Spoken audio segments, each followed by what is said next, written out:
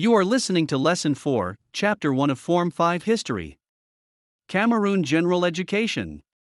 Narrated by Wacheseh Academy. Political career of Mr. Paul Biya. He was recommended to President Ahidjo by Dr. Ojulat, Ahidjo's mentor. 1962 he served as charge de mission at the presidency. 1962 Director of Cabinet Ministry of National Education, Youth and Culture. 1965 Secretary General of the Ministry of National Education, Youth and Culture. 1967 Director of Civil Cabinet at the Presidency. 1968 Secretary General at the Presidency. 1970 Minister of State Secretary General and Presidency. 1975 Prime Minister of the Federal Republic of Cameroon. 1979 the Prime Minister, and had the right to succeed the President. 1982 he was appointed the President of the Republic in accordance with the Constitution. Why he was able to rise to the post of the President. Ahidjo had ruled for long and needed rest, thus creating a vacuum for Paul Biya. Ahidjo's health was not encouraging for him to stay in power. Paul Biya was a skilled technocrat with no political following of his own, no base of support, and was very loyal to Ahidjo. Ahidjo had no desire to resign from power but from office.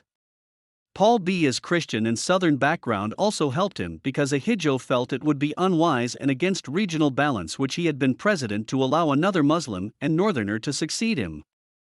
The Constitution had been amended in 1979, which allowed the Prime Minister to succeed the President. Ahidjo resigned as the President of Cameroon on November 4, 1982, and opened the way for Paul Biya. Why Paul Biya rise to power? Ahidjo had confidence in Paul Biya, having worked with him for many years. The educational and professional career of Paul Biya convinced Ahidjo that he could handle the position. Paul Biya was Prime Minister at the time of Ahidjo's resignation, and by the Constitution, Paul Biya was to take over. Ahidjo needed a successor after being exhausted in the ruling. The resignation of Ahidjo opened the way of Paul Biya. Problems inherited by Biya from the Ahidjo administration. Political. Little freedom of expression. Absence of competitive political parties. Too much centralization of power in Yaoundé. The personality cult by the country's leadership. Economic. Very few farms to market roads. Very few industries. The slow rate of the country's economic growth. Raising unemployment especially at the university level. Too much dependence on agriculture for economic survival. Too much dependence on the public sector for economic survival. Social. Too much congestion in the lone university in Yaoundé. Very few government schools in rural areas. Bilingualism still under development.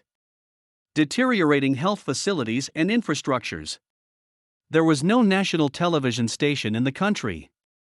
It was in the face of the problems listed above and others that Paul Biya assumed office and started introducing some changes.